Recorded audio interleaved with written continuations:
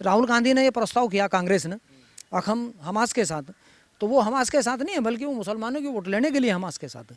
वरना उसका क्या लेने था ना, वो ये भी कह सके नहीं भाई जो हमास ने किया बच्चों की हत्या, स्त्रियों की हत्या, दूसरे बाहर के जो नागरिक थे उनकी हत्या, ये गलत नहीं, ये प्रस्ताव कर भी नहीं सकते हो क्योंकि इससे तो मुसलमान नाराज हो जाएंगे। तो ये प्रजातंत्र में सिर्फ वोटों की नाराजगी और मत पक्ष और विपक्ष को देख कर चलना पड़ा। 1992 में जब शायद कुवैत और इराक का झगड़ा हुआ था तो बड़े बड़े आंदोलन सड़कों पर होते, तो शायद आज यही स्थिति भारत के अलग अलग राज्यों में होती। अगर केंद्र और राज्य में सरकार बीजेपी की ना होती तो बहुसंख्यक राजनीतिक पार्टियां आज भारत में आंदोलन कर रही होती और हमास का पक्ष लेकर इसराइल की आलोचना करने पर मशगूल होती। कुछ लोग ये कह रहे हैं कि भाई हिंदू इसलिए सपोर्ट कर रहे हैं कि वो मुस्लिम राष्ट्र है, अगर वो हिंदू राष्ट्र पे हमला इजराइल कर रहा होता तो हिंदू यहाँ का सपोर्ट नहीं करता इजराइल को। नहीं, इजराइल तो खुद, अब अगर वैसे देखें तो वो तो मुसलमानों का या ईसाइयों के आपस में एक ही बाबा की संतान है, उनका भारत के मुसलमान हिंदू से क्या लेने देना। लेकिन चूँकि अंतर्राष्ट्रीय स्तर पर हिंदू और यहूदी का उत्पीड़न, दोनों का उत्पीड़न एक जैसा। अभी अगर आप 1990 के बाद से कश्मीर का ब्राह्मणों का कश्मीर को खाली करना देखें, या उससे पहले 1948 में जब मीरपुर और वो साइड जो जिसको पीओके कहें वहाँ से हिंदुओं का पलायन करके भारत माना, उनकी भी इच्छा करती होगी कि हम उस बढ़िया भूमि में जाकर अपने घर में निवास करें। अगर कल ये शक्ति में आ जा और ये जाकर वहीं बस जा तो मुसलमान ये कहेंगे कि ये हिंदू यहाँ आ गए, ज़बरदस्ती इन्होंने कब्जा लिया। जबकि वास्तविकता यह मकान उन्हीं के, मौलिक भूमि उन्हीं की, सनातन भूमि उन्हीं की, ऐतिहासिक भूमि उन्हीं की, तो वापस तो जाने का उन्हें भी अधिकार होगा जो कश्मीर के ब्राह्मण वहाँ से भगा दिए गए। ठीक वैसी स्थिति यहूदी की। यहूदी जब वहाँ के रहने वाले थे हज़ारों साल से, भाई मैंने अभी बताया रोम के टाइम में उन्हें वहाँ से भागना पड़ा, ईसाइयों के टाइम में भागना पड़ा, फिर मुस्लिम के टाइम में भागना पड़ा। 1948 यानी वैसे तो मौलिक रूप से फर्स्ट वर्ल्ड वार के बाद ही उनका वहाँ सेटलमेंट शुरू हो गया था, तो इसी आधार पर हुआ था कि भाई चूँकि इनकी मौलिक भूमि यही थी, नहीं यहीं बसाया जा, वो आकर वहाँ खुश भी। तो अगर आप ये सोचें कि भाई वो वहाँ से चले जाएंगे, नहीं, अब उस जनसंख्या का लगभग 90 लाख का जाना वहाँ से असंभव है। वर्तमान में जो टकराव है इसराइल राज्य के अस्तित्व की लड़ाई है, क्योंकि कोई भी मुस्लिम देश नहीं चाहता यहाँ इसराइल का अस्तित्व रहे। ये जिस जाति यानी वैसे तो मौलिक रूप से मुसलमान, ईसाई और यहूदी, ये तीनों ही अब्राहमिक धर्म के मानने वाले, उसके बाद भी इनमें मनभेद इतना कि इनका झगड़ा कभी ख़त्म नहीं हो सकता। वर्तमान समय में हम अगर 1948 के बाद से देखें, जितने भी आधुनिक आतंकवाद के नए नए सिद्धांत लागू हुए, यानी चाहे वो जहाज़ का अपहरण हो या जहाज़ का अपहरणकर्ता को पहली महिला हो जिसका नाम लैला खालिद था, ये नई नई टेक्निक आतंकवाद में इन लोगों ने लागू की, उसे व्यवहारिक रूप से उसका इस्तेमाल किया। इसीलिए आप ये देखो कि इनका क्षेत्र छोटा होता चला गया वहाँ फ़िलिस्तीन के नाम पर, लेकिन आतंकवाद इन्होंने कभी नहीं छोड़ा, ना कभी इन्होंने सह अस्तित्व के हिसाब से इसराइल के साथ वार्ता की। उसी हिसाब से इसराइल भी इनके साथ कभी मित्रवत रिलेशन के लिए तैयार नहीं हुआ, मतलब झुकने जैसी स्थिति उनके पास नहीं है।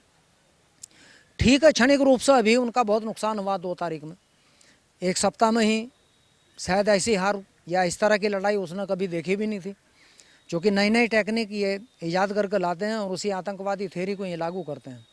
वर्तमान में देखिए आपने ना खेल के यानी अलग अलग चीज़ों को देख कर इन्होंने आतंकवाद का वहाँ एक व्यावहारिक रूप धारण किया, जिसमें ग्लाइडर या इस तरह की चीज़ें इस्तेमाल की, फैंसी तोड़ दी, उन्हीं के टैंक छीन लिए, उन्हीं की गाड़ियाँ छीन ली। तो ये एक झटका है जो इसराइल इससे उभरने में थोड़ा टाइम लेगा, लेकिन अल्टीमेटली जीत यहूदी जाति की होगी, क्योंकि वो इस मामले में बहुत लगनशील है। इसका उदाहरण आप ये देख सकें कि विश्व स्तर पर जहाँ जहाँ वो एज ए टूरिस्ट गए हुए थे, वो अपनी मातृभूमि से इतना लगाव रखते हैं, वो सारी दुनिया में छुट्टी लेकर वापस जाने लगे और फिर कंसोलिडेट होंगे, इकट्ठे होंगे और फिर अपनी मातृभूमि की रक्षा के लिए। इस बार ऐसा लगता है कि शायद गाजा एक ऐतिहासिक शहर, शायद 3-4 हज़ार साल पुराने से भी ज़्यादा शहर पुराना हो। फिलिस्तीन भी तो एक धार्मिक भूमि है, फिलिस्तीन ईसाई और यहूदी की भी धार्मिक भूमि। अब्राहम का जन्म वहीं हुआ, मोसेस का जन्म वहीं हुआ, अयूब का जन्म वहीं हुआ, सोलोमन का वहीं हुआ, दाऊद का वहीं हुआ। उनके जितने देवतुल्य पुरुष हैं, जो ऐतिहासिक पुरुष हैं, धार्मिक पुरुष हैं, उन सब के जन्म वहीं हुए। ये जैसा वेस्टर्न वेल, ये करीब 2-2.5 हज़ार साल से जो कि तो एक दीवार खड़ी हुई है, उसी की पूजा के टाइम में भी पहले तो ये भी नियम था कि उन्हें मार दिया जाता, तब भी नहीं डरे ना, वो हटे, पूजा करते थे। आज भी पूजा करते हैं, तो वही कहते हैं कि हम यहाँ मंदिर बनाएंगे, अपना वही और सेकंड टेम्पल, तो वो जाति हटने वाली तो है ही नहीं। अगर तीनों धर्मों के सैद्धांतिक रूप से देखें तो मुसलमानों का भी मानना यह है कि जो लास्ट जजमेंट ऑफ डे होगा, आखिरी कयामत का दिन, वो भी वहीं होगा। यानी अंतिम जो लड़ाई होगी दुनिया की वो वहीं होगी, ईसाई, यहूदी और मुसलमान की। तो वही ज़मीन है वो जहाँ आखिरी लड़ाई होनी, तो इसलिए लड़ाई का ख़त्म होना असंभव। अभी मुसलमान और यहूदी लड़ रहे, उससे पहले यहूदी और ईसाई लड़े, फिर ईसाई और मुसलमान लड़े। तो ये लड़ाई तो निरंतर है, इससे कभी नहीं को रोक सकता, लड़ाई चलती रहेगी, निरंतर चलती रहेगी। जब तीनों धर्मों का विश्वास ये है कि हमारा जो उद्धार है वो वहीं होना, उसी इसराइल की जो मेन भूमि जहाँ बैतुल मुकद्दस, वेस्टर्न वेल और होली चर्च, तीनों का वहीं है, तो तीनों का उद्धार वहीं होना, तो झगड़ा कैसे खत्म हो जाएगा, बंटवारा उसका संभव नहीं। तो उसका वो अगर वो कोई समाधान है, वो यूएनओ के अधीन चला जाए या कोई अंतर्राष्ट्रीय सरकार बन जाए, वो अब होने की कोई संभावना लगती नहीं, क्योंकि ना उस पर यहूदी मानने का, ना मुसलमान मानने का, तीनों की दावेदारी, ना ईसाई मानने का, तीनों की दावेदारी बराबर है। युद्ध रुकना और लड़ाई का अस्थायी रूप से समाधान होकर ख़त्म होना, ये दोनों चीज़ें अलग अलग हैं। आज लड़ाई रुक गई लेकिन लड़ाई समाप्त हो जाएगी, ये नहीं हो सकता, ये हो ही नहीं सकता वहाँ।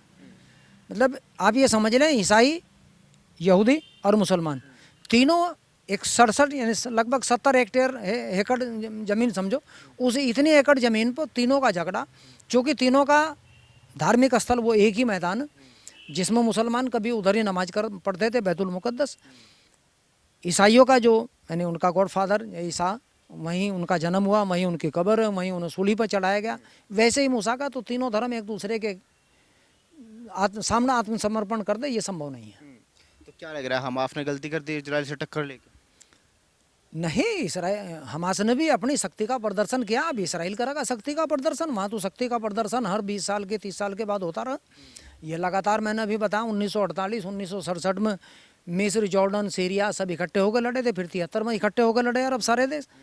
वर्तमान में शायद 2006 में भी इनमें झड़प हुई थी, और वर्तमान में भी ये चल ही रहा।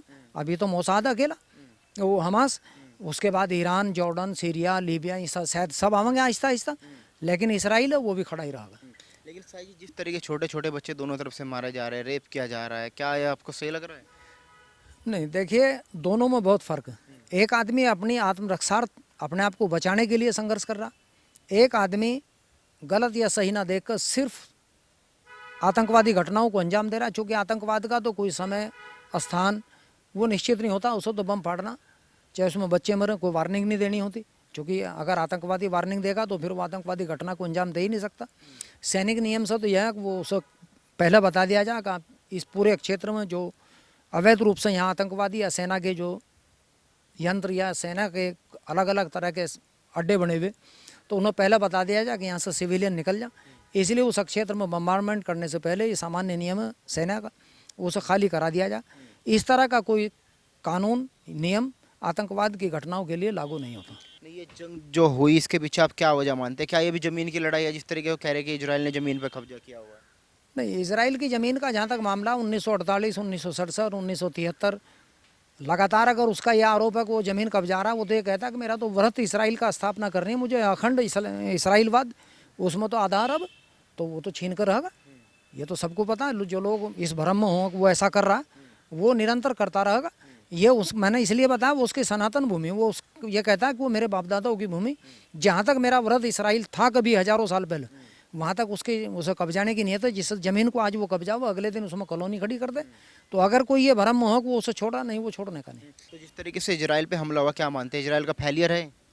ये मोसाद का फेलियर है। इसके पीछे ये कारण है क्योंकि पिछले 5-6 साल से वहाँ की सरकारें, ये प्रजातांत्रिक सरकार की फेलियर है वास्तव में। तो जहाँ जहाँ प्रजातांत्रिक वोट का लालच होगा वहाँ सरकार कमज़ोर हो जाएगी, चाहे उसमें भारत जैसे देश हो। जब जब भी वोटों, अब जैसा राहुल गांधी ने ये प्रस्ताव किया कांग्रेस ने हम हमास के साथ, तो वो हमास के साथ नहीं है, बल्कि वो मुसलमानों की वोट लेने के लिए हमास के साथ है। वरना उसका क्या लेने था ना, ये भी कह सके नहीं भाई, जो हमास ने किया बच्चों की हत्या, स्त्रियों की हत्या, दूसरे बाहर के जो नागरिक थे उनकी हत्या, ये गलत नहीं, ये प्रस्ताव कर भी नहीं सकते हो, क्योंकि इससे तो मुसलमान नाराज हो जाएंगे। तो ये प्रजातंत्र में सिर्फ वोटों की नाराजगी और मत पक्ष और विपक्ष को देख कर चलना पड़े। कुछ लोग ये कह रहे हैं कि भाई हिंदू इसलिए सपोर्ट कर रहे हैं कि वो मुस्लिम राष्ट्र है, अगर वो हिंदू राष्ट्र पे हमला इजराइल कर रहा होता तो हिंदू यहाँ का सपोर्ट नहीं करता इजराइल को। नहीं, इजराइल तो खुद, अब अगर वैसे देखें तो वो तो मुसलमानों का या ईसाइयों के आपस में एक ही बाबा की संतान है। उनका भारत के मुसलमान हिंदू से क्या लेने देना। लेकिन चूँकि राष्ट्रीयता अंतर्राष्ट्रीय स्तर पर हिंदू और यहूदी का उत्पीड़न, दोनों का उत्पीड़न एक जैसा। अभी अगर आप 1990 के बाद से कश्मीर का ब्राह्मणों का कश्मीर को खाली करना देखें, या उससे पहले 1948 में जब मीरपुर और वो साइड जो जिसको पीओके कहें, वहाँ से हिंदुओं का पलायन करके भारत माना, उनकी भी इच्छा करती होगी कि हम उस बढ़िया भूमि में जाकर अपने घर में निवास करें। अगर कल ये शक्ति में आ जा और ये जाकर वहीं बस जा, तो मुसलमान ये कहेंगे कि ये हिंदू यहाँ आ गए, ज़बरदस्ती इन्होंने कब्जा लिया। जबकि वास्तविकता यह मकान उन्हीं के, मौलिक भूमि उन्हीं की, सनातन भूमि उन्हीं की, ऐतिहासिक भूमि उन्हीं की, तो वापस तो जाने का उन्हें भी अधिकार होगा जो कश्मीर के ब्राह्मण वहाँ से भगा दिए गए। ठीक वैसी स्थिति यहूदी की। यहूदी जब वहाँ के रहने वाले थे हज़ारों साल से, भाई मैंने अभी बताया रोम के टाइम में उन्हें वहाँ से भागना पड़ा, ईसाइयों के टाइम में भागना पड़ा, फिर मुस्लिम के टाइम में भागना पड़ा। 1948 यानी वैसे तो मौलिक रूप से फर्स्ट वर्ल्ड वार के बाद ही उनका वहाँ सेटलमेंट शुरू हो गया था, तो इसी आधार पर हुआ था कि भाई चूँकि इनकी मौलिक भूमि यही थी, इन्हें यहीं बसाया जा, वो आके वहाँ खुश भी। तो अगर आप ये सोचें कि भाई वो वहाँ से चले जाएंगे, नहीं, अब उस जनसंख्या का लगभग 90 लाख का जाना वहाँ से असंभव है।